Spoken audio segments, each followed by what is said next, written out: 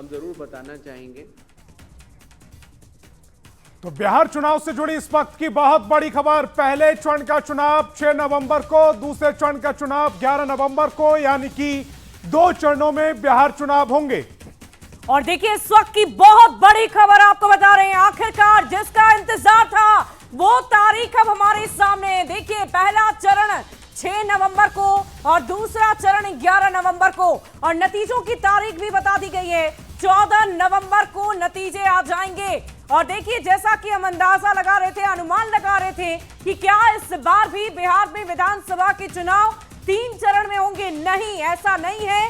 और इस बार राजनीतिक दलों की मांग को देखते हुए 2 चरणों में चुनाव को संपन्न कराने की बात निर्वाचन आयोग की तरफ से की गई है। 6 नवंबर और 11 नवंबर पहला चरण और दूसरा चरण होगा, और नतीजे भी महज 3 दिन के अंदर यानी 14 नवंबर को नतीजे भी घोषित कर दिए जाएंगे। आपको बता दें कि 23 नवंबर को बिहार में विधानसभा भंग हो रही है और उससे पहले नई सरकार का बनना अनिवार्य होता है, और इसीलिए 14 नवंबर को नतीजे के साथ ही नई सरकार बन जाएगी। और इसी बीच ये बड़ी खबर आपको बता रहे हैं, बिहार में चुनाव की तारीखों का ऐलान हो गया है, 6 नवंबर और 11 नवंबर। संतोष, और नतीजे का दिन 14 नवंबर रखा गया है, यानी कि ज्ञानेश कुमार के मुताबिक जो मुख्य चुनाव आयुक्त हैं 16 नवंबर तक बिहार में सारे काम पूरे कर लिए जाएंगे।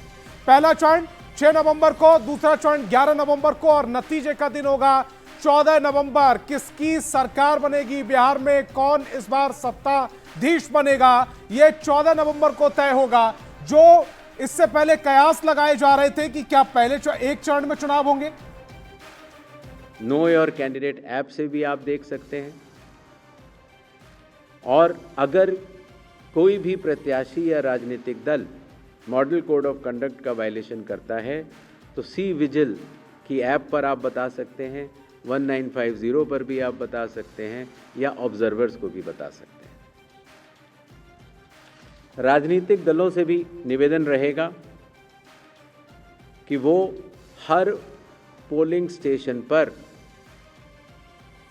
चुनाव आयोग द्वारा पारदर्शी चुनावों के साथ सहभागिता करें और हर पोलिंग स्टेशन पर अपने बूथ लेवल एजेंट्स को नामित करें। ईवीएम और वीवीपैट का फर्स्ट और सेकंड लेवल रैंडमाइजेशन अभी होना बाकी है, और उसमें जरूर भाग लें, जिससे कि फर्स्ट और सेकंड लेवल रैंडमाइजेशन की पारदर्शिता का वो अनुभव भी कर सकें। इसी तरीके से जब स्ट्रांग रूम से ईवीएम और वीवीपैट निकाली जाएंगी या वापस रखी जाएंगी तो कैंडिडेट्स की उसमें दस्तखत भी होते हैं और वो उसको सजगता से देखें।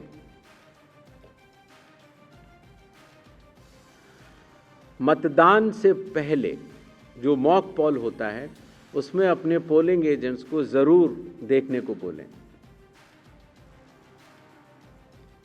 90 मिनट लगभग पहले ये शुरू होता है, लगभग 50 वोट डाले जाते हैं नोटा सहित, जिससे कि ये स्पष्ट हो जाता है कि ईवीएम और वीवीपैट्स में जो भी बटन दबाए जा रहे हैं वही स्लिप गिर रही है और उसकी गणना भी की जाती है। राजनीतिक दलों से ये भी अनुरोध है कि वो जो पोलिंग एजेंट्स को नामित करें वो पोलिंग स्टेशन के अंदर ही रहें, और मतदान केंद्र छोड़ने से पहले, मतदान पूर्ण जब हो जावे तो छोड़ने से पहले अपना फॉर्म 17C, जिसमें कि प्रिसाइडिंग ऑफिसर ये दस्तखत करके देते हैं कि ईवीएम में इतने वोट पड़े, लेकर जरूर जाएं। मतदान पूर्ण होने से पहले न चले जाएं।